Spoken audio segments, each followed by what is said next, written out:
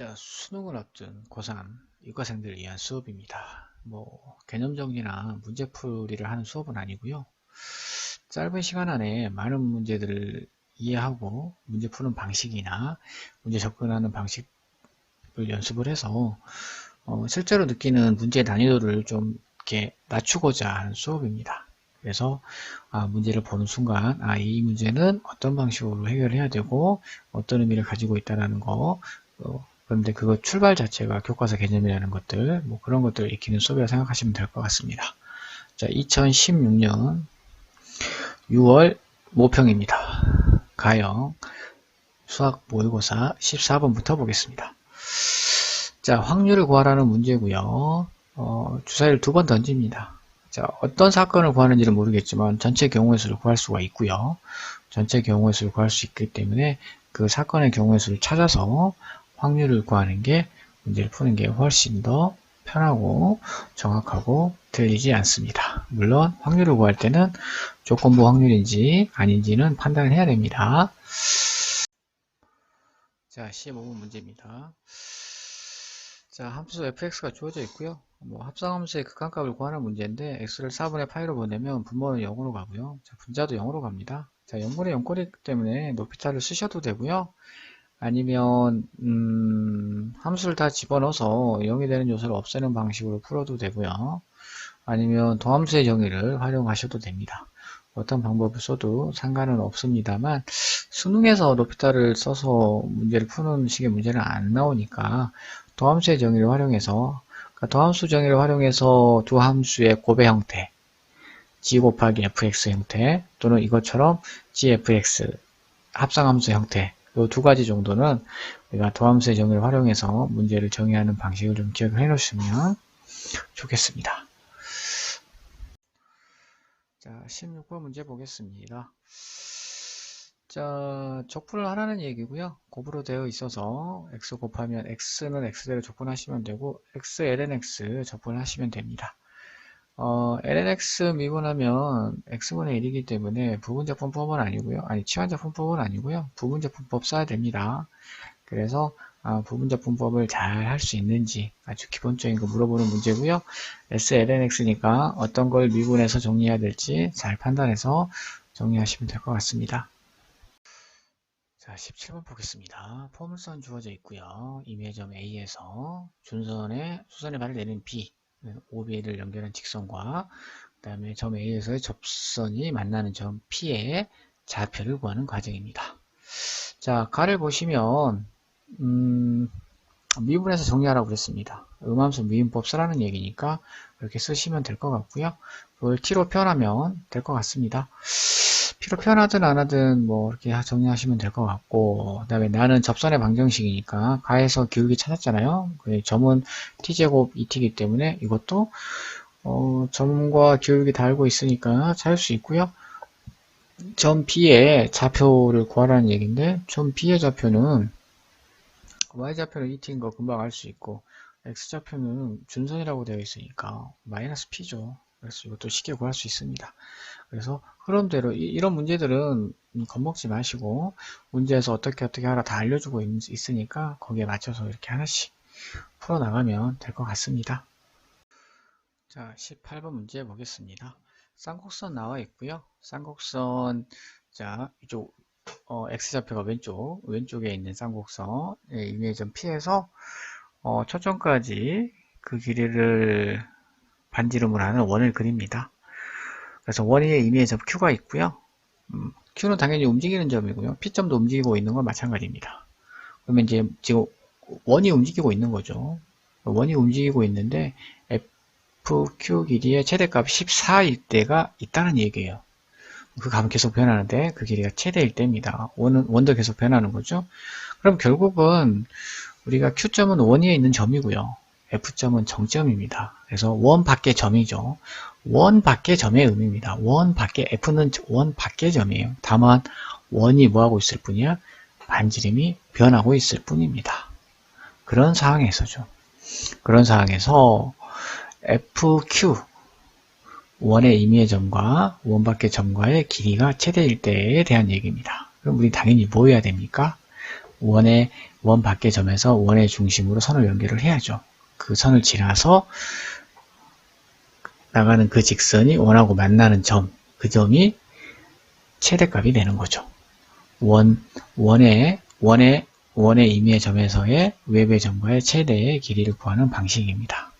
그래서 지금 문제에 주어져 있는 그림에서 FP를 당연히 FP는 연결을 하고요. 그 쭉 더 연결해서 원하고 만나는 점을 Q라고 하시면 되고요. 그 길이가 14란 얘기입니다. 그런데 PQ는 반지름 아닙니까? 그래서 PF 더하기 PF-가 14라는 의미로 생각하시면 될 것 같습니다. 그런데 쌍곡선이죠. 그럼 PF-PF-도 구할 수 있다. 뭐 이런 얘기입니다.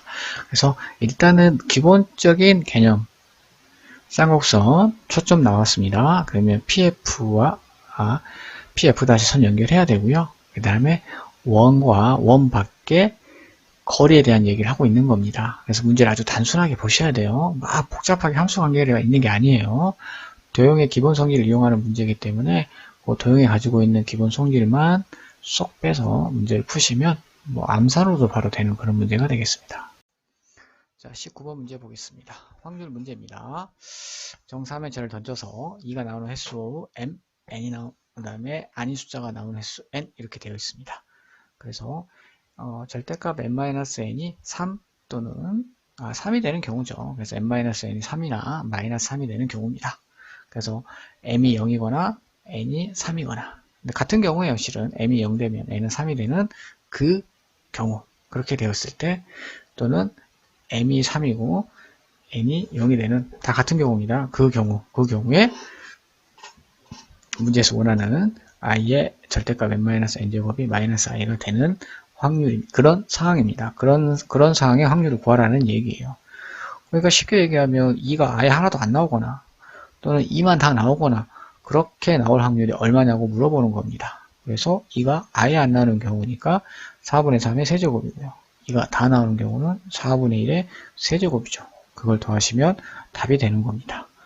자, 그런데 여기서 좀 생각을 해봐야 될 게 쌤, m과 n이 나오는 경우가 m이 0이고 그 다음에 m이 1이고 m이 2이고 m이 3인 경우 4가지 경우가 있는데 그 경우 중에 문제에서 원하는 경우는 m이 0이거나 m이 3인 경우므로 4가지 경우 중에 2가지 경우니까 2분의 1이 답이 되지 않습니까? 라고 의문을 제기할 수도 있습니다. 그러니까 경우의 수 문제로 푸는 것처럼 보이는 거죠. 그런데 해당 사건이 하나의 경우라고 보려면 각 해당 사건의 확률이 다 같아야 돼요. 그러니까 m이 0이고 n이 3이 되는 확률과 m이 1이 되고 n이 2가 되는 확률, 그 다음에 m이 2가 되고 n이 1이 되는 확률, m이 3이 되고 n이 0이 되는 확률이 이 4가지가 다 같은 확률을 가져야 됩니다. 그러면 그렇게 풀어도 상관은 없는데 실제 확률을 구해보시면 다 달라요. 그래서 경우의 수 문제로 풀면 큰일 납니다. 아시겠죠? 우리가 경우의 수 문제로 풀 때는 그 해당되는 각각의 경우에 해당되는 확률들이 다 기대되는 정도가 같을 때라는 말을 쓰긴 하는데 그냥 다 같은 상황일 때, 같은 확률값을 가질 때는 경우의 수 문제로 푸는 겁니다. 19번 같이 이렇게 각각의 상황 자체가 서로 확률이 다를 때는 절대로 경우의 수로 푸시면 안 됩니다. 이거 잘 구분해 두세요. 문제 푸실 때 확률 문제 풀 때 경우의 수 문제를 풀 거냐 확률을 문제 풀 거냐 구별하는 게 가장 중요하다는 게 이런 문제들 때문에 그렇습니다. 반드시 잘 정리해 주시기 바랍니다. 자, 20번 문제를 보겠습니다. 함수 fx가 있고요. 함수 gx가 있습니다. 근데 gx는 절대값이 있는 함수니까 구간에 나눠서 함수 정리하셔야 되고요. 그래프가 나와 있으니까 그래프에 맞춰서 함수 정리하시면 될 것 같습니다. 자, a가 0과 8 사이 a에 대해서 fx를 0부터 a까지 정적분하시고요. 그 다음에 a부터 8까지 gx를 정적분했을 때 최소값이란 얘기예요. 그러니까 이 정적분 값이 쉽게 생각하면 이런 얘기죠. 지금 이 정적분 값이 a에 따라서 뭐하고 있다? 변하고 있다. 이런 얘기 아닙니까? 그래서 정적분 값이 a에 대한 함수입니다. 그래서 ha 이렇게 생각하시면 되는 거예요. 그래서 크게 보면 함수 h에 대한 함수 ha가 있는데 a가 0과 8 사이에 있을 때, 즉 닫힌 구간에 있을 때, 그쵸? 닫힌 구간에 있을 때 그 함수의 최소값을 찾으라는 문제로 해석을 하시면, 이건 좀 뭐 나중에 정리를 해야 되겠지만 문제 자체가 심플한 거죠. A 값에 따라서 값이 변하는 어떤 함수가 있습니다. 그래서 그 함수를 HA라고 하는데, 그 HA에 A 값이 0과 8 사이에 있을 때 최소값 구하라는 얘기니까, 경계가 되는 닫힌 구간에서의 최대 최소 개념으로 문제를 푸시면 되는 거고요. 주어진 상황 fx를 정적분해서 a의 식으로 표현할 수 있는지, 정적분할 수 있는지, 20번에서 fx를 봤더니 치환적분 하시면 됩니다. 그 다음에 gx를 a부터 8까지 정적분해야 됩니다. 그럼 a 값에 따라서 구간을 뭐 해야 된다? 나눠야 된다는 얘기죠. 왜냐하면 gx 값이 구간에 따라 달라지고 있으니까. 그래서 a가 4까지는 이런 얘기 아닙니까? 4까지는 0부터 4까지 4가 되기 전까지는 a부터 4까지 gx 정적분 하신 다음에 4부터 8까지의 면적 더하시면 되는 겁니다. 무슨 말인지 아시겠죠? a 값을 4를 기준으로, 그래서 ha에 대한 함수가 구간에 따라서 함수 값이 서로 뭐하다? 그러니까 함수가 서로 뭐하다? 다르다 이런 얘기예요. a가 0과 4 사이에 있을 때, a가 4와 8 사이에 있을 때 함수가 서로 다른 상황이다 이렇게 보시면 될 것 같습니다. 이거를 그 계약적 의미로 좀 A 값에 따라서 면적의 변화를 좀 보는 것도 나쁘진 않은데 fx가 곡선이라서 쉽지는 않은 것 같고요. 이렇게 하나의 함수로서 표현하고 함수로서 느낄 수 있는지 주어진 식의 변화를 읽어낼 수 있으면 문제를 해석하는데 큰 어려움은 없을 거라 생각이 됩니다.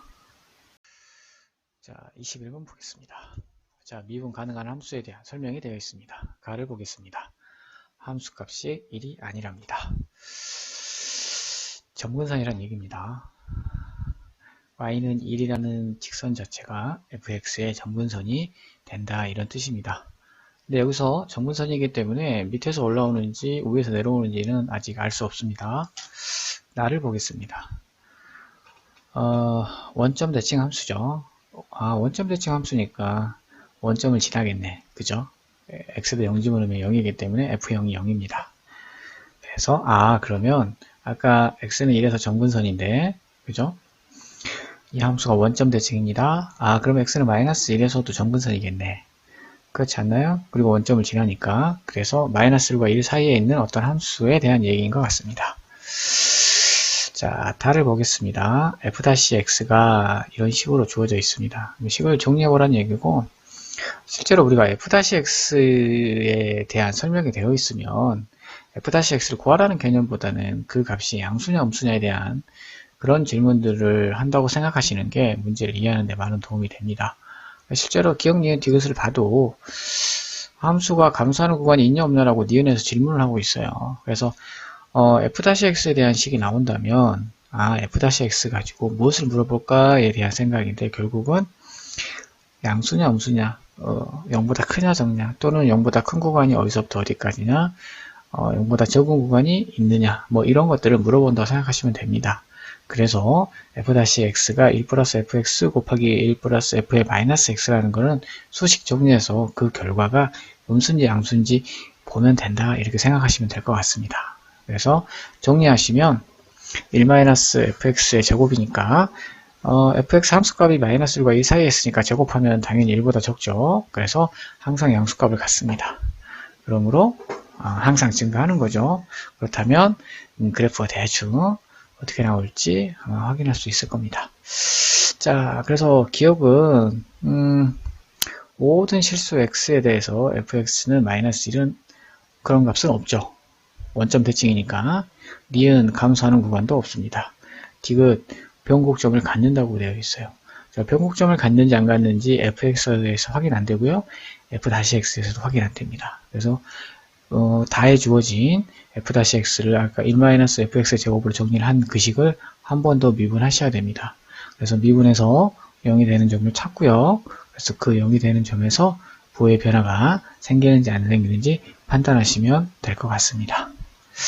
식 자체가 갖는 의미를 어떻게 해석할 건지에 대한 거에 좀 정리를 좀 잘 해놓으시기 바랍니다. 자, 26번 보겠습니다. 타운이라고 나와 있고요. 타운의 좌표 구하라는 얘기입니다. 한 초점에 좌표가 PQ라고 되어 있습니다. 그래서 P의 제곱 플러스 Q의 제곱값을 구하라고 되어 있어요. 탐험 방정식 정리해서 푸시면 이건 뭐 어렵지 않게 평행이동 했으니까 평행이동 하기 전에 저쪽 구해서 같이 평행이동 하시면 큰 무리는 없을 듯 합니다. 자, 27번 문제 보겠습니다. 자, 4종류의 과일 중에서 8개를 선택하려고 한답니다. 그래서 여기까지 읽고 나서 이 문제가 중복 조합인가 아닌가 조합인가 중복 순열인가 막 이런 고민을 하시면 안 됩니다. 8개를 선택한다고 그러니까 선택하면 됩니다. 그런데 뒤에 특별한 경우가 있으니까 그 특별한 경우에 더 집중을 하셔야 됩니다. 사과는 1개 이하를 선택하고 간, 배, 귤은 각각 1개 이상씩 선택하는 경우의 수를 구하시래요. 자, 8개를 선택하는 시행을 전체 하나의 시행을 하는데 특별하게 사과는 1개 이하를 선택을 하고요. 감, 배, 귤은 각각 1개 이상씩 선택하는 경우입니다. 그래서 감, 배, 귤을 각각 1개씩 이상 선택하는 경우의 수는 우리가 중복조합에서 많이 보는 그런 문제죠. 그쵸? 기본 문제입니다. 각각 하나씩 더하는 거는 사과 1개 이하의 선택을 먼저 해야 된다는 얘기를 하고 있는 겁니다. 사과 1개 이하를 선택하는 게 특수한 경우니까. 그래서 사과를 선택하지 않는 경우 감, 배, 귤을 각각 1개 이상씩 선택하는 경우의 수 더하기 사과를 1개 선택해서 감, 배, 귤을 각각 1개 이상 선택하는 경우의 수를 구하시면 될 것 같습니다. 그래서 문제를 중복 조합이다 아니다를 선택하기 전에 문제를 먼저 해석하시는 게 좋을 것 같습니다. 자, 28번 문제 보겠습니다. 도형에 주어져 있고요. 원 두 개가 겹쳐서 살짝 방구가 겹쳐져 있는 상황에서 두 벡터에 대한 얘기를 하고 있는 것 같습니다. 두 벡터의 합이 최소값이 2분의 1일 때에 대한 얘기입니다.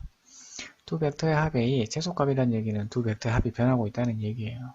그러니까 두 벡터의 합이 변하고 있다는 얘기니까 이때 우리는 머릿속에 뭘 생각해야 되냐면 그 벡터들이 길이가 변하는지 크기가 변하는지 각도가 변하는지에 대해서 항상 의문을 가져야 됩니다. 그런데 28번 그림 같은 경우는 두 벡터의 크기는 변하지 않아요. 그래서 두 벡터가 이루는 각도가 변하고 있는 상황입니다. 그러므로 두 벡터가 서로 뭐 하려면 더했을 때 최소가 되려면 두 벡터가 이루는 각이 가장 클 때죠. 그러니까 그때 값이 2분의 1이라는 의미로 생각하시면 될 것 같습니다. 그래서 거기서부터 출발을 할 거고요. 그 다음에 두 벡터의 합이니까 두 벡터를 더하고 싶은데 그러면 꼭 28번 문제뿐만 아니라 우리가 두 벡터를 더할 때는 첫 번째로 생각을 해야 될 게 제곱에 대한 개념을 좀 갖고 있으면 좋습니다. 두 벡터의 합의 크기의 제곱은 그 안에 내력이 숨어 있습니다. 그래서 두 벡터의 각도라든가 두 벡터의 크기에 대한 설명이 되어 있으면 제곱을 해서 문제를 푸는 경우도 있습니다. 또는 중점 벡터를 활용하는 경우도 있습니다. 물론 중점 벡터를 활용하려면 출발점이 같아야 돼요. 28번 같은 경우는 지금 출발점이 다르죠. 그래서 출발점을 같게 O2Q를 O1Q로 바꿔서 문제를 푸시면 그거에 중점 벡터를 활용해서 문제를 풀 수 있을 것 같습니다. 또는 이 그림 같은 경우는 원이 나와 있어서 큰 무리가 없지만 또 원이 나와 있지 않는 경우 원의 중심을 활용해서 문제를 풀어서 해결하는 그런 문제도 있습니다.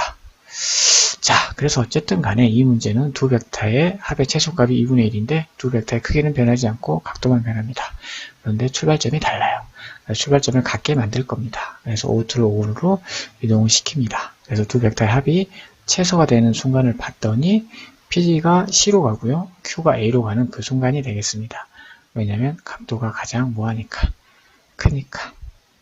그때의 두 벡터의 합은 두 벡터 A와 C를 연결했을 때의 수직이등분선 AC의 중점을 M이라고 하면 OM 벡터, 그 벡터가 두 벡터의 중점 벡터입니다. 그래서 그 벡터의 크기가 4분의 1이 된다 이렇게 생각하시면 될 것 같습니다. 그래서 거기서부터 출발해서 우리가 원하는 AB의 길이를 구하기 위해서 C에서 수선의 반을 내는 그 길이를 구하시면 될 것 같아요. 그래서 수직관계라든가 그 다음부터는 기본 도형이죠. A, C, E 그 다음에 C에 수선의 반을 내리고 O에서 C까지 또 선 연결하고 해서 기본 도형 문제를 해결할 수 있을 것 같습니다. 자, 벡터의 해석에 대한 두 벡터의 합의 크기에 해석하는 방법에 대한 내용 잘 정리하시기 바랍니다. 자, 29번 문제 보겠습니다. 평면을 위해서 점이 움직이고 있는 겁니다. 평면 위의 점은 자, 매개 변수 시간에 따라서 자, X축으로 움직이는 것과 Y축으로 움직이는 것 따로따로 표현을 하는 거죠. 그래서 벡터로서 표현을 하는 거고요. 속도 또한 자, X의 변화량분의 Y의 변화량 dt분의 dx, dt분의 dy 이렇게 좌표로서 표현을 하는 겁니다.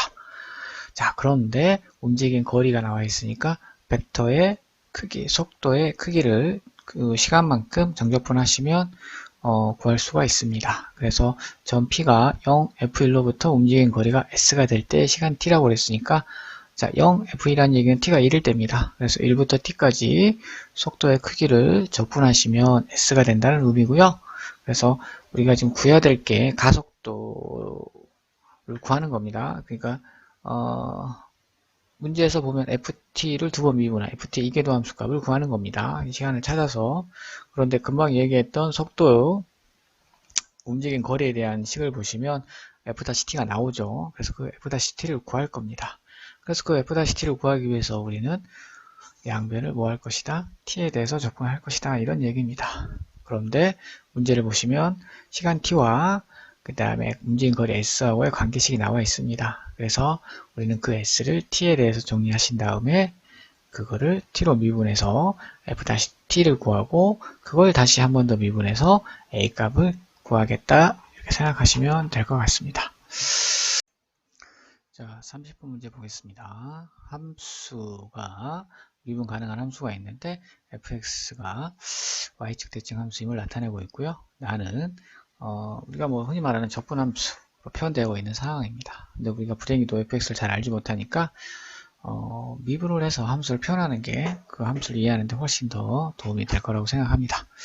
자, y축 대칭 함수고요. 미분하면 fx 플러스 a 마이너스 fa가 코사인 x 플러스 3분의 파이가 되겠습니다. 자, 그런데 또 주어진 조건을 보면 0과 2분의 a에서 어떤 함수가 주어져 있습니다. 그러니까 그 구간에서만 이런 함수가 주어져 있다는 얘기입니다. 그런데 그때 가를 보면 y축 대칭 함수니까 함수가 대충 어떤 모양이겠다 정도는 알 수 있습니다. 그렇죠? 우리가 거기서 뭐 두 가지 정도는 알 수가 있죠. y축 대칭 함수니까 f0은 f-0은 0일 거고요. 그 다음에 f2분의 a랑 f-2분의 a는 서로 어떨 것이다.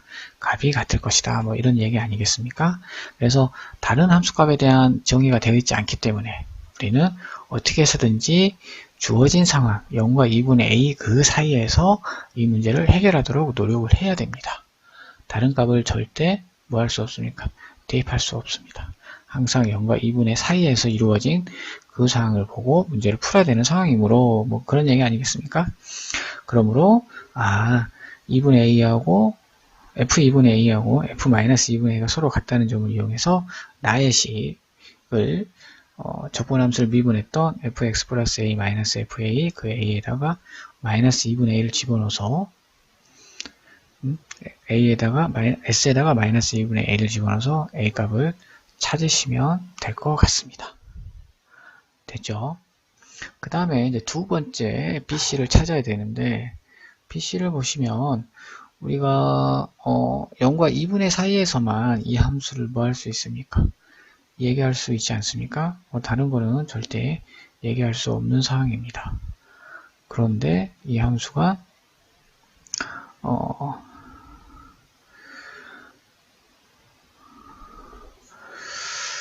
마이너스 2분의 a부터 a값 우리 알고 있지 않습니까? 그래서 마이너스 2분의 a부터 a까지 정적분한 때의 값을 우리가 또 뭐 할 수 있습니까? 알 수 있는 거죠.